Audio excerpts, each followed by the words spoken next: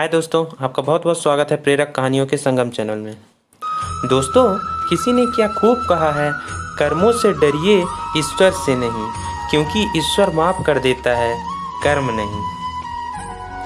ईश्वर के यहाँ देर है, अंधेर नहीं। दोस्तों, अक्सर आपने ऐसी बातें सुनी होगी या खुद कही होगी।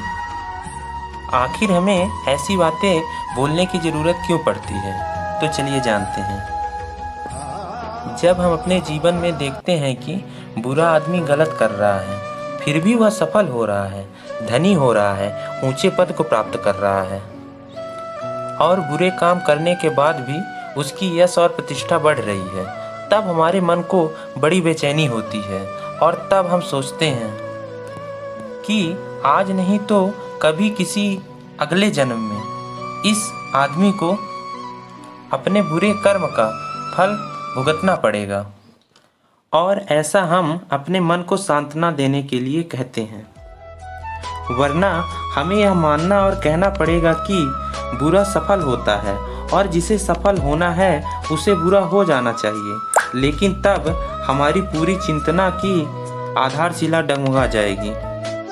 इसीलिए दोस्तों, इस वाक्य की उत्पत्ति हुई है कि ईश्वर के घर देर है, अंधेर नहीं। क्योंकि हमारे मन में ईर्ष्या रहती है कि अच्छे काम तो हम भी कर रहे हैं और यह मकान, धन, नाम, प्रतिष्ठा सब हमें मिलनी चाहिए। इसलिए हम अपने मन को समझा लेते हैं कि आज उसने गलत करके यह सब पा तो लिया है, तो क्या हुआ, कल इसका सजा वो खुद भुगतेगा। वास्तव में यह नियम सही भी है कि बुरा बुरे फल ही पाता है। दोस्तों, इसे थोड़ा समझना होगा, तभी हमारी जीवन यात्रा की दिशा और दशा दोनों ठीक हो सकती है। तो चलिए इसको कुछ हम उदाहरण से समझते हैं। दोस्तों, जब हम आग में हाथ डालते हैं तो हाथ जल जाता है, कोई अगले जन्म में नहीं जलता, आग तत्काल हाथ जला देती है। इसी प्रकार जब हम क्रोध करते हैं तो तत्काल अपने अंदर निर्मित आग में जलने लगते हैं। ठीक इसी प्रकार से जब एक आदमी बेईमानी से मकान बनाता है तो जिस भांति उसका मकान ऊंचा होता जाता है, उसी अनुपात में उसकी आत्मा नीची होती जाती है। किंतु ठीक इसके विपरीत यदि हम किसी पर दया करते हैं, किसी भूखे को खाना खिलाते हैं, तो तत्काल फल के रूप में हमारे प्राण सुगंध से भर जाते हैं।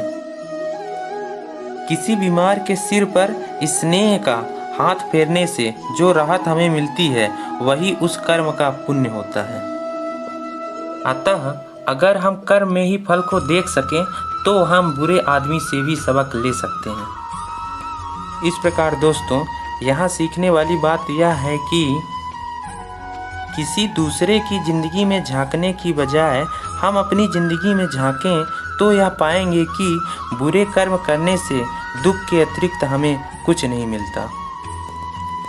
अतः यह थी हमारी आज की वीडियो। अगर ये वीडियो आपको अच्छी लगी हो तो लाइक कीजिए और अपने फ्रेंड के साथ शेयर कीजिए। Thank you.